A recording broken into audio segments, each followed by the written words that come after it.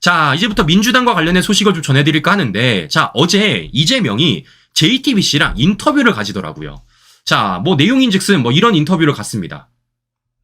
뭐 이렇게 얘기를 하더라고요. 야권 170석 전망은 음모다. 과반이 목표다. 뭐 이런 얘기를 하는데 뭐 다른 거 다 필요 없이 저는 가장 궁금했던 게 무엇이냐면 바로 명룡대전입니다. 명룡대전. 자, 그러니까 지금 제가 여러 차례 말씀을 드렸지만 제가 현수막도 보여드리지 않았습니까? 지금 현수막부터 이렇게 차이가 난다라는 겁니다.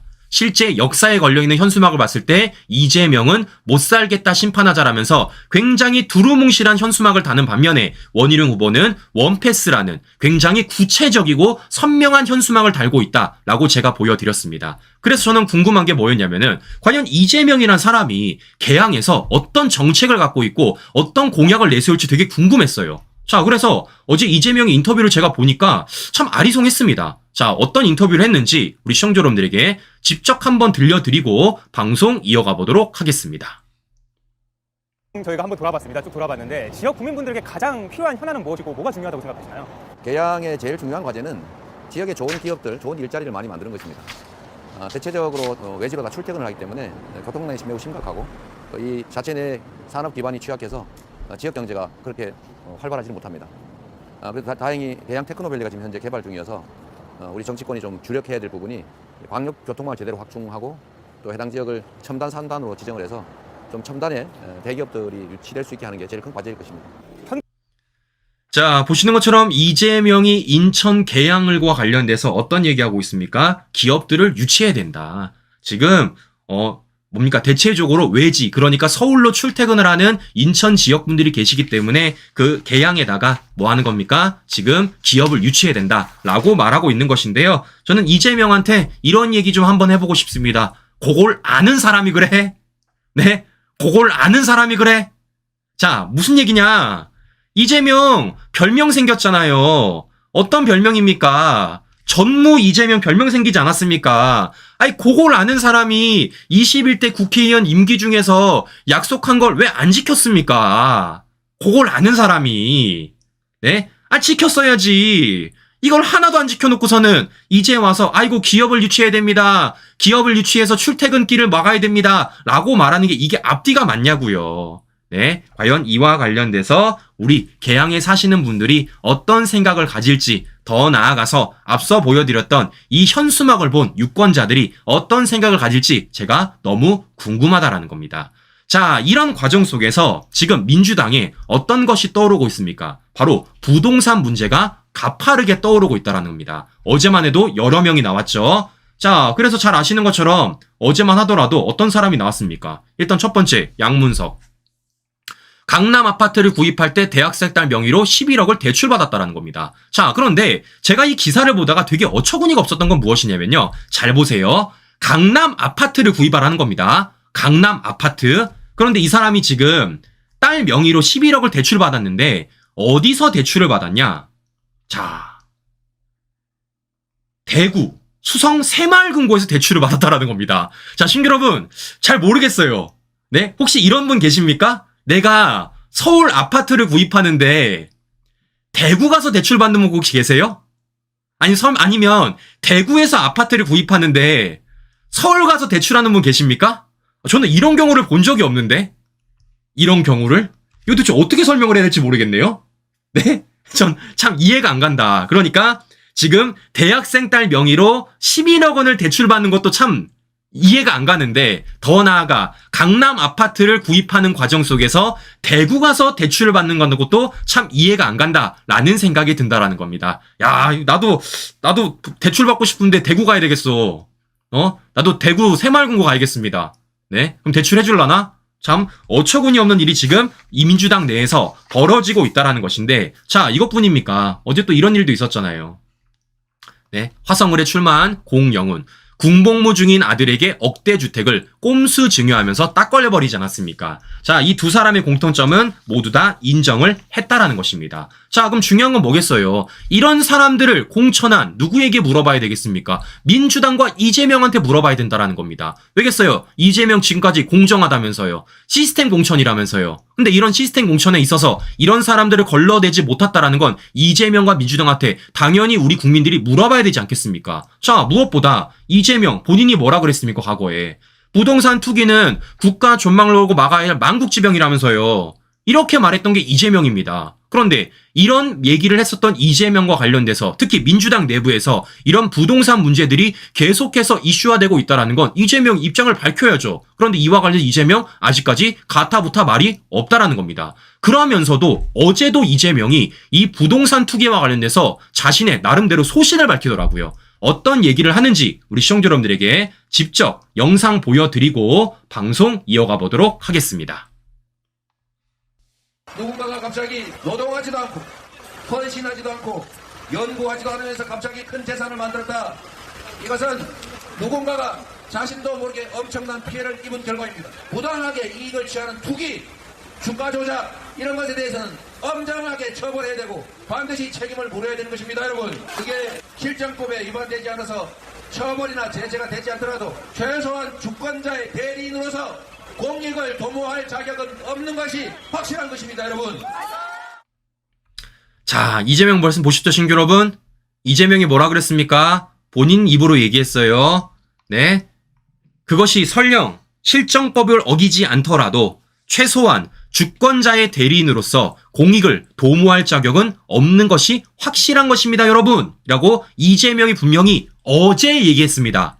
네, 1년 전도 아니고 한 달 전도 아니고 바로 어제 얘기했다고요. 자, 그러면 저는 이재명한테 물어보도록 하겠습니다. 지금 이재명이 뭐라 그랬죠? 노력도 없이 뭔가를 얻어내는 것에 대해서 문제가 있다고 말을 했어요. 그럼 제가 물어볼게요. 대학생 딸 명의로 강남 아파트 구입하는데 대구 새마을금고 가서 11억 주택대출 받아서 아파트 사는 거 이건 노력으로 한 겁니까? 더 나아가 네? 군복무 중인 아들한테 억대 주택을 꼼수 증여하는 거 이거 노력으로 하는 거예요? 이것은 공직자의 자세라고 생각을 하는 겁니까? 더 나아가서 이재명 말에 따라서 네? 이 사람들이 공익을 도모할 자격이 있는 겁니까? 없는 겁니까? 자, 이재명은 이와 관련돼서 답을 좀 해줬으면 좋겠다라는 생각이 제가 드는 것인데요. 자, 중요한 건 뭐겠습니까? 이런 사람이 지금 민주당 내부에 이 두 사람뿐만이 아니라는 거죠. 뭐겠어요? 지금 은근슬쩍 넘어가려고 하고 있는데 아니 김기표 어떻게 할까요? 김기표 네? 이 사람 어떤 사람입니까? 65억 부동산에 56억 채무가 있었습니다. 채무가. 저는 민주당의 기준이 이해가 안 가는 거예요. 자, 무슨 얘기냐? 보십시오. 38억 부동산의 빚이 37억 이었던 이 영서는 갭투기 의혹으로 공천 취소하고 네? 65억 부동산에 56억 채무가 있었던 김기표는 그대로 두고 더 나아가서 딸 명의로 강남 아파트 구입함에 있어서 11억을 대출받고 더 나아가 군복무 중인 아들한테 억대 주택을 꼼수 증여한 공영훈 왜 이런 사람들은 그대로 두고 더 나아가서 왜 이영선만 공천 취소하는 겁니까? 아니 이재명 말에 따르면 뭐라 그랬어요? 네?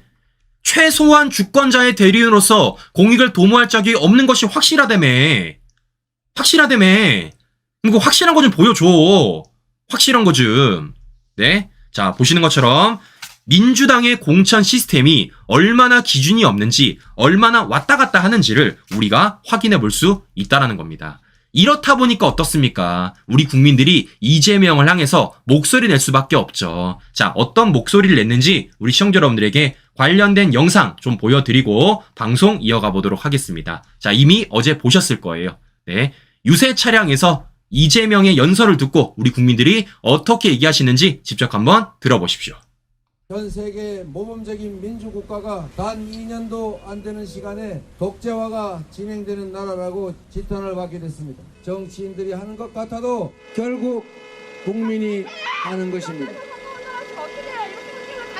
국민이 이 나라의 주인이고 권력의 주체입니다. 국가의 재정은 모두 우리 국민들이 낸 세금입니다. 권력과 예산이 오로지 국민만을 위해 사용되는 그런 제대로 된 나라를 반드시 만들어야 합니다.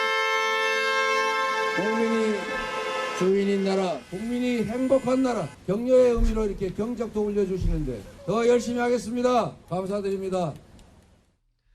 자, 시청자 여러분, 보시면요.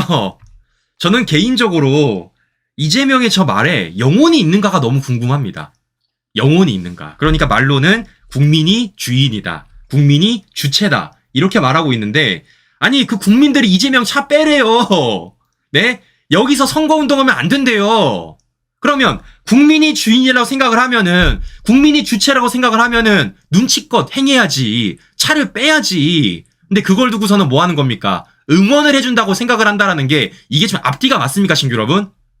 야, 정말 이재명이 정말 너는 개인적으로 참 너무 궁금하다라는 겁니다. 과연 이 사람이 어떤 생각을 가지고 총선을 치르고 있는지. 자, 무엇보다 제가 이재명한테 하나 물어보고 싶어요. 자, 오늘 뉴스를 보니까 백두산이 중국 명인 창바이산으로 유네스코에 등재를 했다라는 겁니다. 네? 이거 우리 입장에서 눈 뜨고 볼 수 없죠. 그럼 이재명한테 물어볼게요. 이것도 CS할 겁니까? 이것도 CS할 거예요? 네? 우리 애국가에도 들어가 있는 이 백두산에 대해서 중국이 창바이산으로 유네스코 등재를 했는데 이것도 CS할 겁니까? 이런 답에 대해서 이재명이 좀 답변을 해줬으면 좋겠다라는 말씀 제가 다시 한 번 더 드려보고 싶은 것입니다. 자, 그런데 지금 이러한 답변을 해야 될 사람이 이재명뿐만이 아니라는 겁니다. 바로 누구도 있느냐? 조국 혁신당에 조국도 있다라는 겁니다. 여기도 민주당과 전혀 다르지 않다. 했으면 더 했지 전혀 다르지 않다라는 얘기입니다. 자, 무슨 얘기냐? 어제 조국이 부산에서 뭐 출정식을 가졌대요. 그래서 이런 얘기를 했다라는 겁니다. 이 꼬라지로 가다가 나라 망신 당한다. 뭐 이런 식으로 얘기를 했다라는 겁니다. 자, 그런데 저는 물어보고 싶은 게 꼬라지를 얘기하고 싶으면요. 조국 혁신당 꼬라지부터 좀 얘기했으면 좋겠습니다. 자, 무슨 얘기냐? 지금 조국 혁신당 네? 비례 1번을 받은 박은정이 어떻게 됐습니까? 1년 만에 재산이 41억이 증가를 했다라는 겁니다. 그런데 그와 관련돼서 지금 어떤 일이 터져 나오고 있는 거예요? 박은정의 남편이 1조 원대 다단기 사기에 22억을 받고 업체를 변호해줬다는 겁니다. 피해자만 10만 명인 그 다단계 업체에 변호를 해줬다라는 거예요. 그래서 다단계 최고 수임료, 최고액을 지금 받았다라는 겁니다. 그래서 이 재산이 지금 늘어났다라는 거예요. 네? 심지어 이 사람 뭐라는 겁니까? 과거에 검사 때 다단계 수사 전문 검사였다라는 겁니다. 그러니까 다단계와 관련돼가지고 어떤 것이 문제인지 어떤 것과 관련돼서 법적 정쟁이 있는지에 대해서 전문가라는 겁니다. 그런데 이런 전문성을 갖고 있는 사람이 다단계 피해자들을 변호하는 게 아니라 오히려 다단계 가해자인 업체를 변호했고 그와 관련해서 22억이라는 어마어마한 수임료가 받았고 그 과정에서 박은정의 재산이 1년 만에 41억이 증가되었기 때문에 지금 논란이 되는 것 아니겠습니까? 그런데 저는 개인적으로 궁금한 게 왜 조국 이와 관련해서 입장 안 밝힙니까? 네? 조국 얘기해줘야죠. 얘기해줘야지. 자, 무엇보다 지금 이와 관련돼가지고 박은정 남편이 이렇게 얘기합니다. 다단계 업체 고액 수임 논란에 모두 사임을 했다라는 거예요. 아니 이러면 끝나는 거예요? 네? 아, 나 어차피 변호사 이제 안 할 거니까 나 변호 안 할 거니까 여기서 끝내자. 이게 마무리가 됩니까? 이걸 마무리되기 위해서는 뭐가 중요하겠습니까? 박은정에 대한 입장이 있어야 됩니다. 박은정을 공천한 조국 혁신당의 입장이 있어야 된다고요. 아니 뭐 남편이 모두 사임하면 아내 일은 끝나는 거예요? 공직자인데? 말이 안 되는 소리를 하고 있다는 겁니다. 자, 그런데 저는 가장 웃긴 게 무엇이냐면요. 박은정의 해명입니다. 박은정의 해명. 자, 무슨 얘기냐. 이 사건에 있어서 지금 우리가 집중해야 될 것은 무엇이냐. 바로 이거예요. 이 사람이 검사 때 다단계 수사 전문 검사였다라는 겁니다. 그러니까 다단계와 관련돼서 어떤 것이 법적 쟁점이 되는지를 너무 잘 알고 있는 사람이라는 거예요. 그런데 그런 사람이 뭐라는 겁니까? 다단계 피해자가 아닌 가해자 업체의 변호를 맡았다라는 겁니다.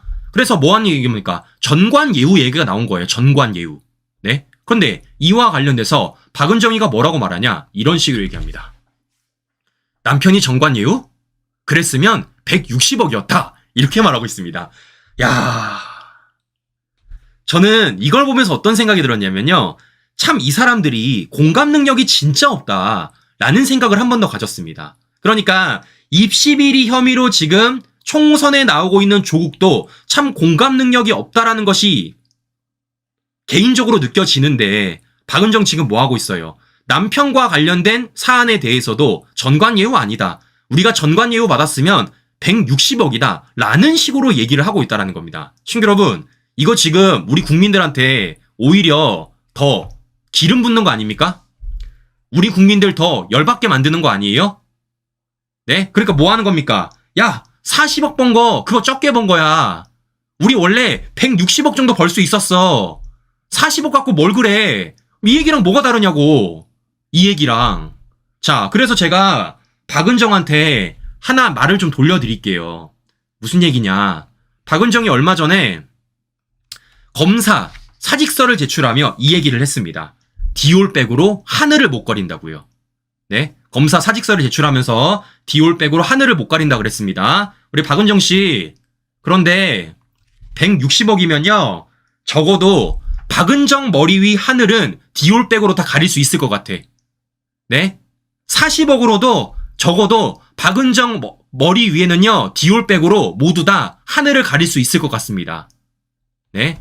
누가 누구에게 하늘을 얘기하는지, 누가 누구에게 하늘을 못 가린다 얘기를 하는지 정말 내로남불도 이런 내로남불이 없다라는 생각을 제가 한 번 더 갖게 되었다라는 것입니다.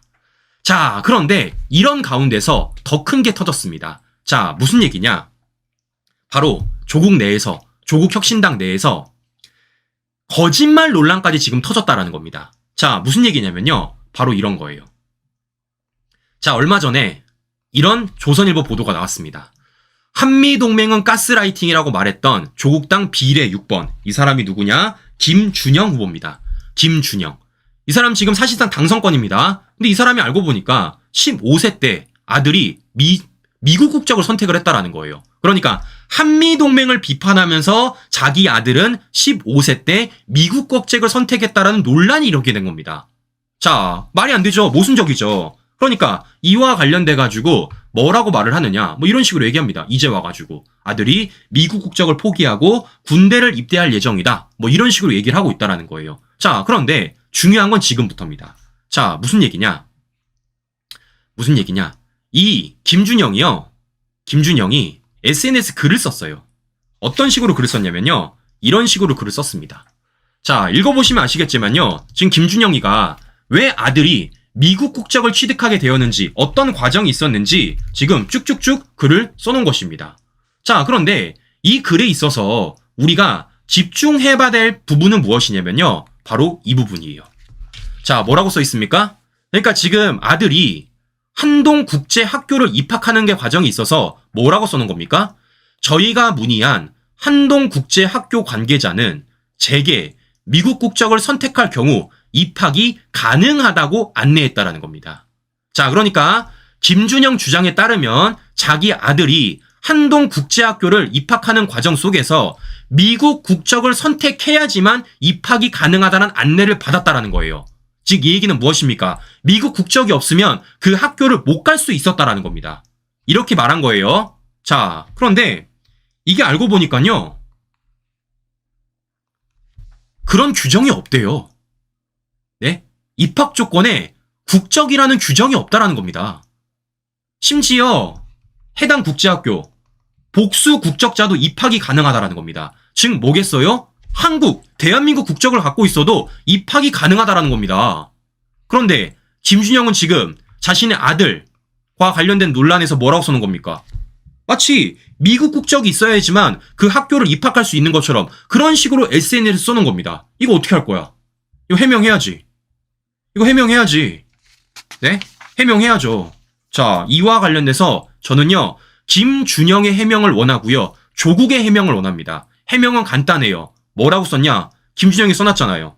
이런 내용은 당시 한동국제학교 측과 주고받은 이메일로 증명이 가능합니다. 라고 써놨어요. 이메일 까세요. 이메일 까십시오. 한동국제학교 측과 주고받은 이메일 까세요. 자신이 이 때문에 증명 가능하다면서. 자, 그렇기 때문이라도 뭡니까? 조국과 김준영은 김준영이 갖고 있는 이 이메일로 제발 증명 좀 해주기를 원한다라는 말씀 제가 드려보고 싶은 겁니다. 자, 왜겠습니까? 정말 이런 소리 들으면요, 우리 2030 친구들은요, 열받을 수밖에 없습니다. 더 나아가 우리 특히 부모 세대들은요, 더 열받을 수밖에 없어요. 자, 왜냐?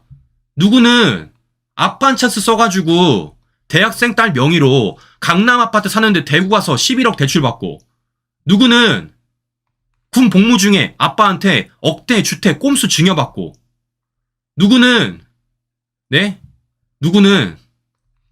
아파 찬스로 15세 때 미 국적 선택받았다는 의혹받고 있고, 더 나아가 누구는 아파 찬스로 입시 비리 혐의까지 지금 받고 있는 상황 소리라는 겁니다. 이런 과정들을 볼 때 우리 2030 청년 세대들이 얼마나 분노를 할지, 그리고 그 청년 세대를, 자녀 세대를 바라보고 있는 우리 부모님 세대들은 어떤 생각이 날지 저는 참 기가 찬다라는 겁니다. 근데 중요한 건 뭐겠어요? 지금 이런 사람들이 총선 나와서 우리 국민들한테 선택을 받으려고 하고 있다라는 겁니다. 저는 그렇기 때문이라도 우리 국민들이 정말 현명한 선택을 해야 된다라는 말씀 우리 시청자 여러분들에게 다시 한 번 더 드려보고 싶은 것입니다.